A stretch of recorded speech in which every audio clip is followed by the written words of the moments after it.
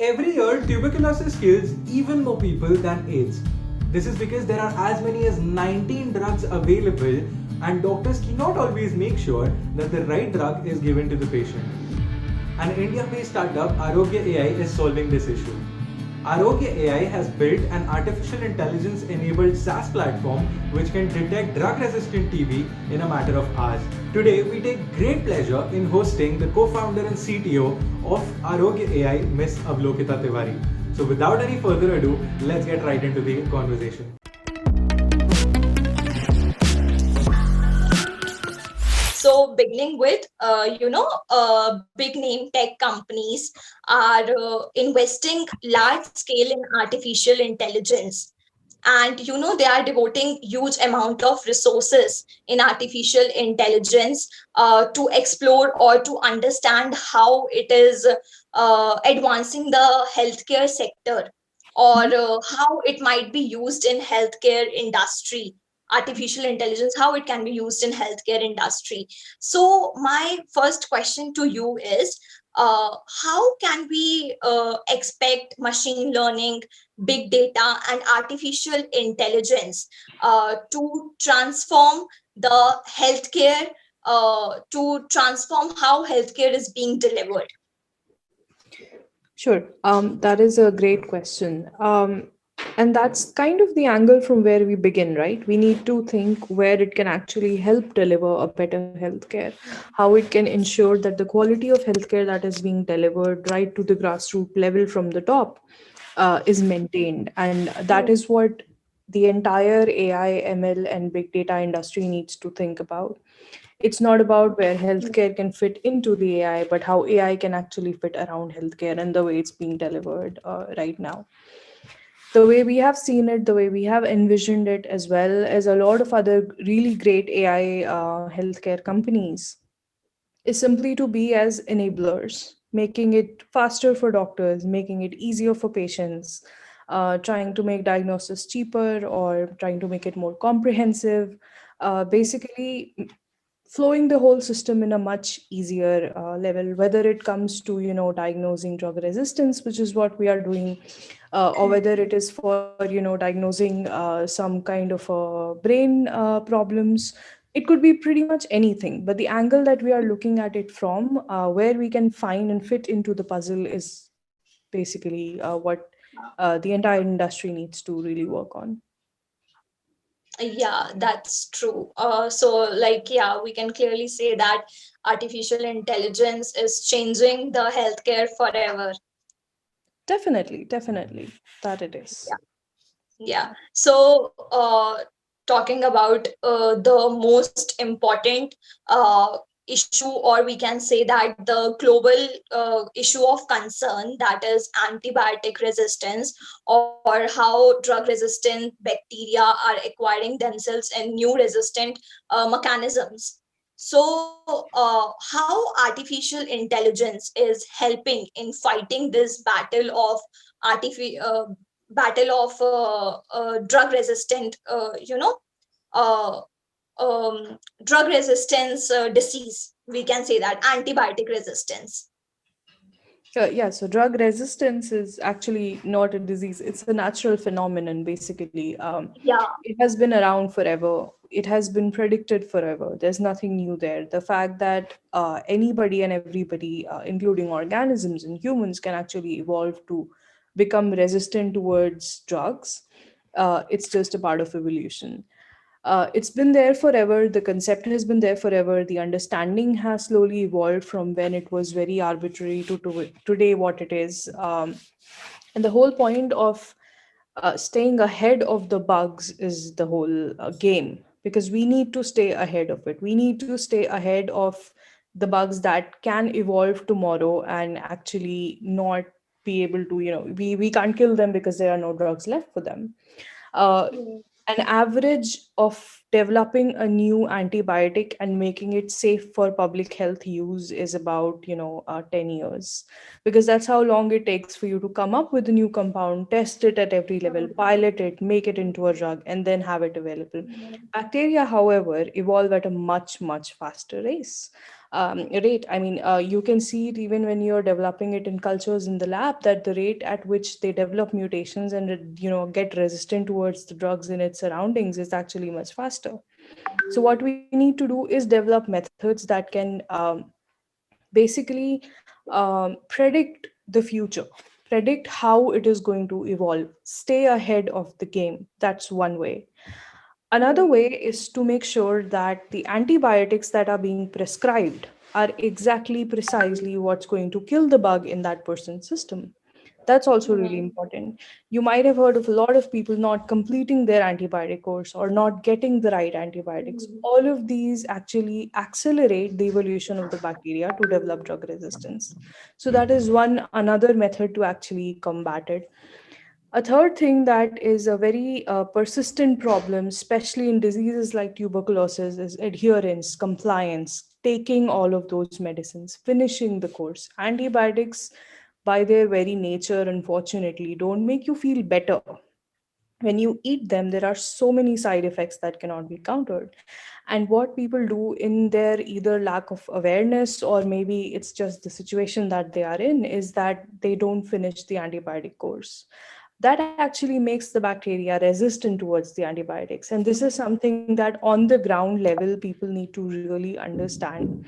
And that's something a lot of really good organizations in our country are doing. Whenever they have TB patients, they are making sure the patients know they need to feed, like, finish the entire antibiotic course.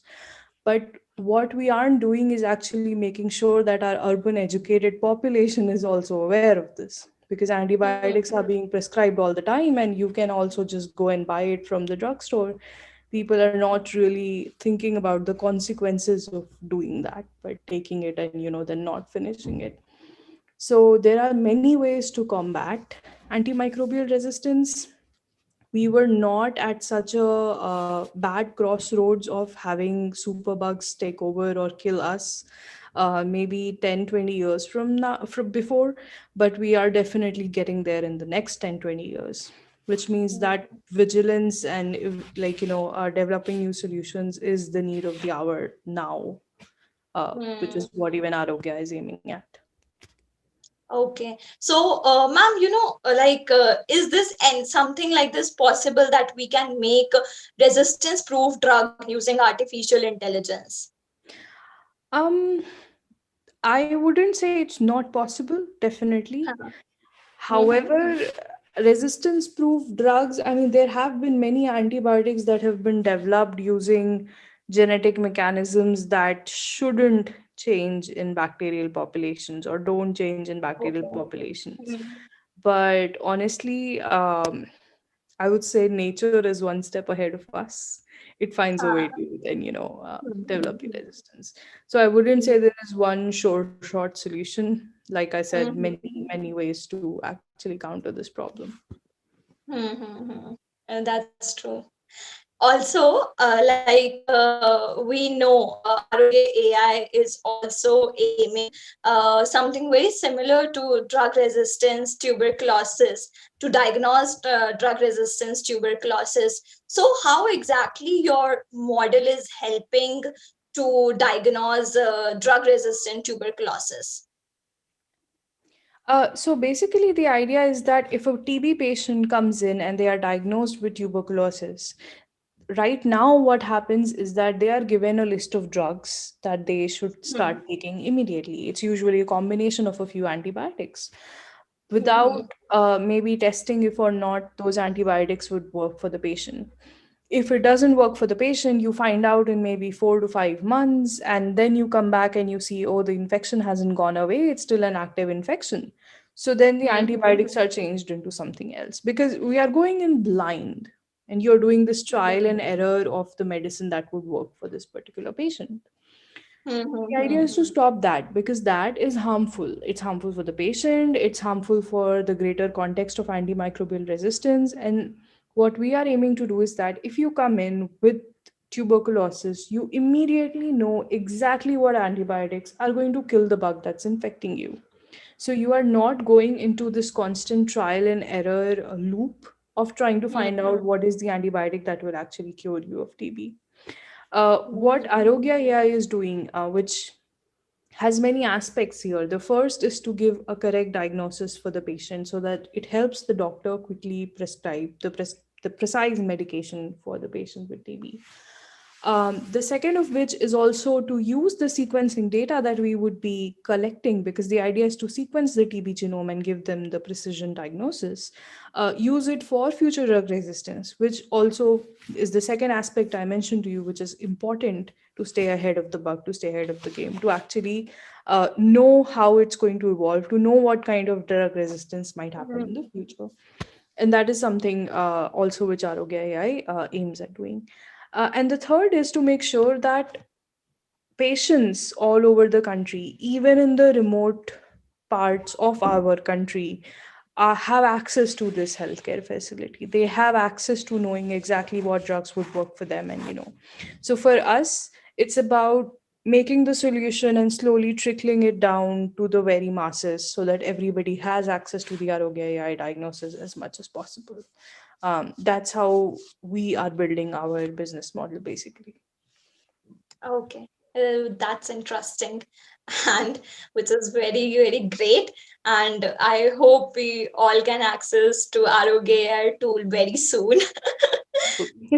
Thank you. So yeah, and like as this COVID-19 situation pandemic has occurred, so it might have given the rise in tuberculosis patients as well.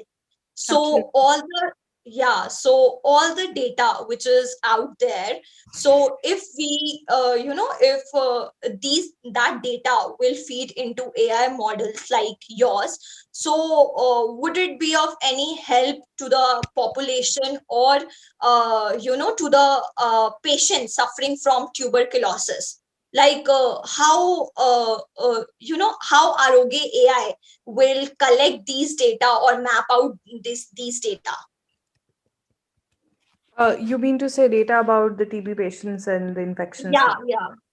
Yeah. So basically using sequencing. The idea is to do whole genome sequencing for the bacteria that's infecting the patients, collecting all of that data, collecting that information, collating it, correlating it, making sense of what's happening over there, and helping patients as well back with it. Because translation is what is most important for us. That there is so much research happening, but how is it getting translated in the public health scenario? That's the objective over here.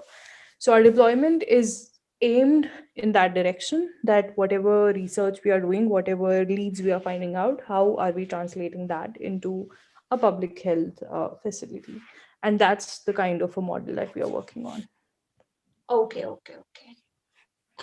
And what I feel is like the ubiquity of electronic health records data has facilitated the AI solutions. Like starting from diagnosis to treatment to analyzing electronic health records. But most of the AI solutions are there in the research projects, or Yeah. we can say that are in research literature. Uh, and they are not successfully deploying into the healthcare settings. So, what are the key factors, or what are the challenges one need to overcome to successfully deploy the AI solutions into healthcare settings? I think in this case, it's more about the adaptation on the healthcare side as well as what the company is making.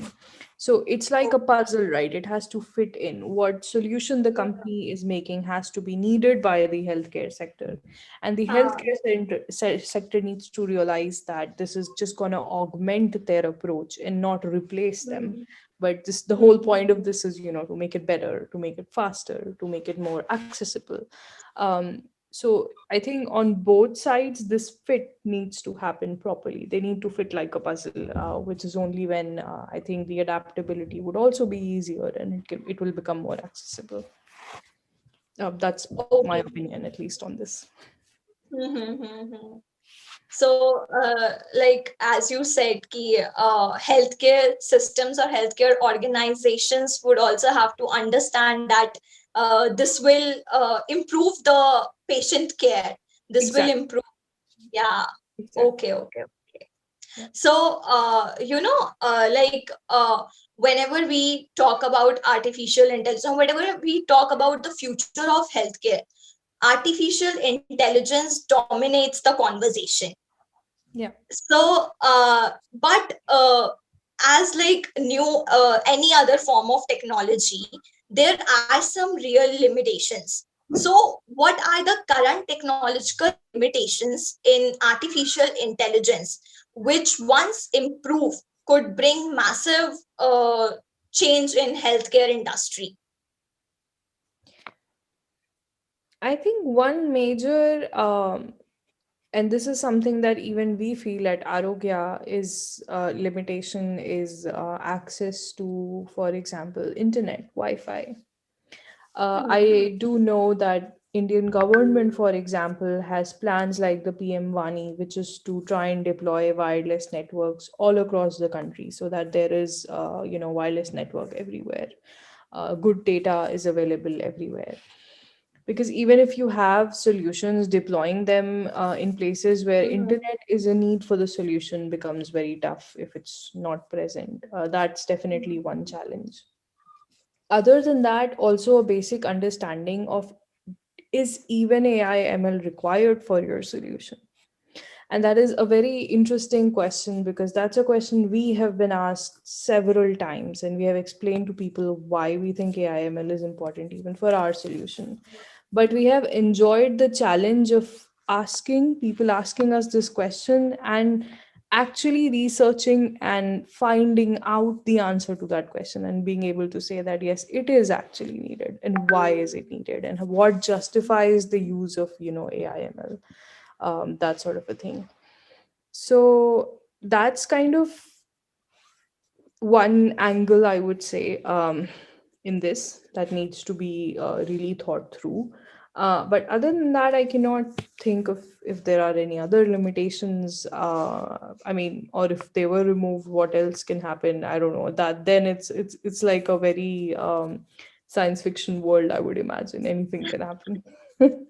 But ma'am, there are so many data privacy issues are popping up in the Yeah. healthcare industry as well. So Mhm. that could also be the challenge. So what are your opinion? What are your take on this? Like if I we think can at the remind. moment we Hmm, don't have a regulation for that in India, but I know that it is under development. The act is about to be passed. okay. I Mm-hmm. think that's really important as well, because I mean, data should be protected. It should be owned by the patients. But then there is the difference between what data is being owned by patients and what data actually is required for public health. I'm pretty sure right now with COVID everywhere, nobody's really asking everybody's consent for sequencing COVID patients' data, for example, because we need it at a world pandemic level. We are kind of reaching there with AMR as well. That's when I feel that data privacy does not come into question. But even then, you should not be able to trace back who the patient is that you've taken data from. So privacy is definitely something I would say, it's a great thing that it's a priority for the government as well for making this act and trying to pass the law. Hmm. Yeah. Also, ma'am, there are many startups and as yours as well, which are working on AI solutions. If once the AI will come into the whole picture of healthcare, and when hospitals will also adapt, hospital settings will also adapt these AI solutions. But still, patients will need the doctor advice कि in subconscious mind there is something, okay है तो machine ही ना, but we need some doctor's advice as well. So how these AI startups or AI solutions automate them or mitigate them? I think that that's also important. There is no point. I mean, we are not trying to replace doctors here. Doctors should definitely be there. The whole point, like I said before, of AI ML being on the scene even is simply to help the doctors, to enable doctors be able to, save their time and prescribe better medication, more precise diagnosis. So Mhm. that is something I feel is super important, that the entire landscape of AI ML is about helping the doctors and actually not replacing them, and they should not be viewed as such either. Okay, okay. So you mean to say it is uh, doctors with AI versus doctors without? I don't think there is any scenario where it's doctors, Uh-huh. where it's just AI, but definitely it's just the two options, doctors Just, with or without AI. Doctors would definitely be there. huh. Okay, ma'am. So I think we have done with all the questions, and yeah. And anything else you would like to share, or maybe like this is my personal questions. What advice would you give the upcoming future generation or medical students, that what skills they should adopt if they want to enter in the healthcare industry? What are the major skills they should adopt I in think themselves? definitely being open to newer solutions, AI, ML, and especially technology is definitely something that would help them. Because I know that especially the older generation finds it a little hard to adapt to newer models that exist out there. It's understandable, but I think if the newer generation can take care of, not being close-minded about it, then that would help them much more as well. Thank you so much, ma'am. Yeah, bye bye.